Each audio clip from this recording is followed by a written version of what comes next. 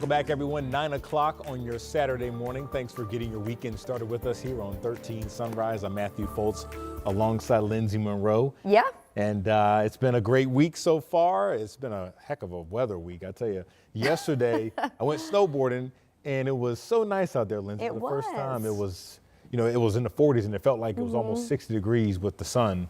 It was pretty nice. Real overcast. And you found some young fans that follow you on the TikToks, huh? I did. Yeah, it was pretty funny. They were like, "Hey, you're the guy from TikTok." Yes. Yes. As well as the news, but you're a little too young for that, perhaps. Yeah. Isn't that neat how you can just go out there and interact with folks in the community? It is. It's really nice. It is. Really nice. So you do it too. You're all over. And it really helps those ski resorts in Indiana to see that we do have a little bit more snow on the way this week.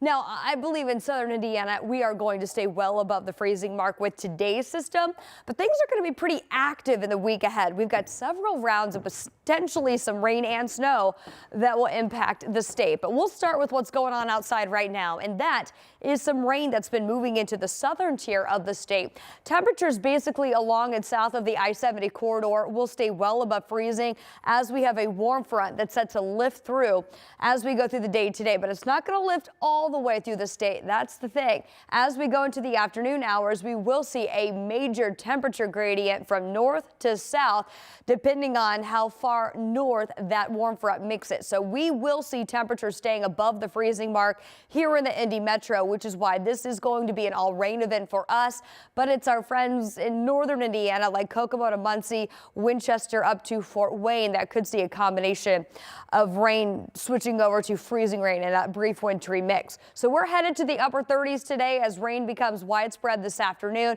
Do want you to be prepared though in northern Indiana that we could see some of that freezing rain mixing in, could create some slick travel conditions through the early afternoon. This is at 4 p.m. Most of this wraps up by 7 o'clock, and then we're talking some colder temperatures for tonight into Sunday. We'll talk about your full weekend forecast and that 7-day outlook coming up in just a bit.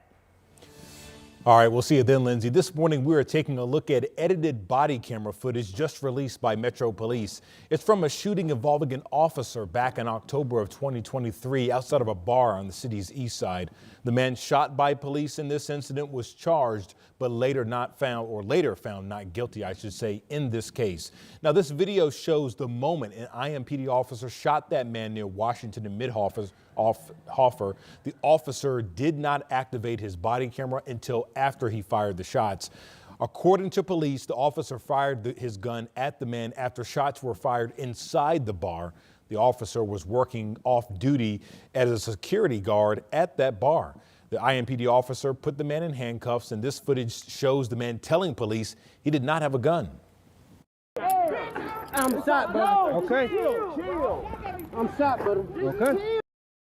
Police tell us 3 people were hurt in this shooting. No one was killed. This is portion of the edited body camera video that shows an object on the ground. The officer on scene says that object was a gun. Now, a crowd gathered around, and this is when the IMPD officer took that man who was shot into custody. Excuse me. Right now, a Bloomington man is in police custody after an hours-long standoff at a hotel with his 87-year-old mother. Police were looking for the man because he failed to register as a sex offender. Investigators got a tip that he was staying at a hotel off of South Liberty Drive in Bloomington. Police later learned that he was inside the room with his elderly mother and a dog. They tried to open the door, but quickly noticed that the man was holding a gun. Eventually, they got the woman and dog out safely.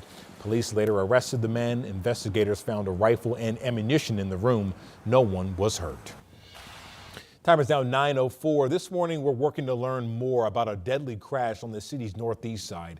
This happened late last night near 42nd and Emerson. We do know the driver and passenger died at the scene of the crash and only one car was involved. Of course, we're still working to learn more information, so as soon as we do, we'll pass that along to you. And this morning, we're trying to find out the condition of a child after a deadly crash on I-74 near Jamestown in Boone County. At last check, that child was still in the hospital. It happened yesterday morning when a family slammed into the back of a semi-truck. The car jumped the median, hit a pickup truck before landing in a ditch. The driver, 27-year-old Ashley Morgan, and her 2 children died. The driver of the passenger and pickup truck were also taken to the hospital. The semi-truck driver was not hurt. Your time is now 9:05. Right now, we're hearing about frustrations with delivery delays right here in Indianapolis. It's been an issue that 13 News has following closely for several weeks now. Small business owners sharing concerns about the problems at the U.S. Postal Service hub. Tiffany Singer and her husband own Singer Hobbies in Martinsville. They tell 13 News they fill hundreds of orders every day, but some of them aren't getting to their customers. She tells us 90% of the shipments are through the USPS, and most of them are now getting stuck right here in Indianapolis. I've never had this many complaints, never. I have 46 open cases right now. It changed to an additional 5 within 30 minutes. And she's not alone. We also spoke with a man who sells clothes online. He tells 13 News his shipments are sometimes sitting at the distribution hub for days. Now, in a statement last week, the U.S. Postal Service said, quote, the local management team is committed to ensuring ongoing processing of mail and packages and is constantly monitoring all processing operations. The Indianapolis Animal Care Services has some new hours. Starting today, they'll be open from noon until 7 p.m. each day. The agency says these new hours will help better serve the animals and the community. It will allow for quicker outcomes with adoption, reclaims, and rescues. And they will also help by giving staff additional time to clean and prep the shelter each morning. Well, right now, Pascal Siakam will be playing for Team Chuck this year's NBA All-Star Weekend.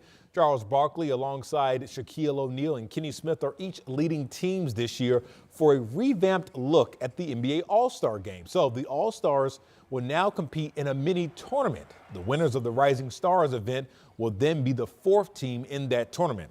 And don't forget, you can catch the Pacers in action right here on Channel 13 this afternoon. They will face the Lakers in LA. Tip-off is this afternoon at 4 o'clock, and our Dominic Miranda will have a full recap for you right here on 13 News at 6. And speaking of the Pacers, they are one of the hottest teams in the league right now, winning 13 of their last 16 games. Our Dominic Miranda sat down one-on-one with Tyrese Halliburton to reflect on all of these wins and losses. I think as a group, you know, we had a lot of success early last season because we just scored so many points. And we realized when we played the good teams, if we weren't making shots, we didn't have a chance to win games. So we knew if we wanted to do anything serious, we'd have to take the defense side of the ball more serious. And we've done a great job of that. And we've kind of helped put a shift in the NBA of teams picking up full court and applying pressure for full games. And we feel like we've really spearheaded that shift in our league, and that's part of the culture we're building here, and that allows us to do what we do offensively, and why we've had some success as of late. And this is just a small portion of Dom and Halliburton's conversation. We do have an extended sit down of their conversation right now on WTHR Plus.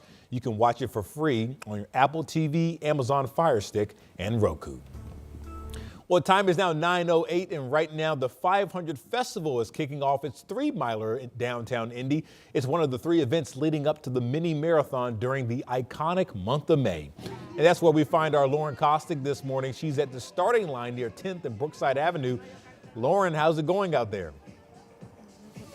Hey, Matthew, that's right. This all kicks off to the iconic month of May here in Indianapolis. And of course, the 500 Festival mini marathon. And just moments ago, we saw hundreds of people push off from the starting line here in downtown. We're talking about runners, walkers, people wheeling in their wheelchairs. You name it, it's happening here this morning. And to tell us all about it, we are joined by Lindsay from the 500 Festival. Tell us a little bit about what this Miler series is all about. Yeah, so we're here for the 500 Festival Miler Series presented by Ortho Indy, and this is the first run within a series of 3. So we've got the 6-miler coming up next month, the 10-miler after that, and then it'll all culminate with the Indy Mini on May 3rd. Wow, and that's coming up really soon. We are just a couple months away. So tell us a little bit about the Mini. This is something we've been doing for so long. What is it all about? Yeah, it's definitely one of the most iconic events that we have throughout the month of May. We have over 20,000 participants that come out that weekend to participate either in the mini marathon or the 5K. And we've got a 2.5-mile part of the route that goes along the Indianapolis Motor Speedway, and it's really just to celebrate the month of May and everything that's about it. Right, so special, so many stories.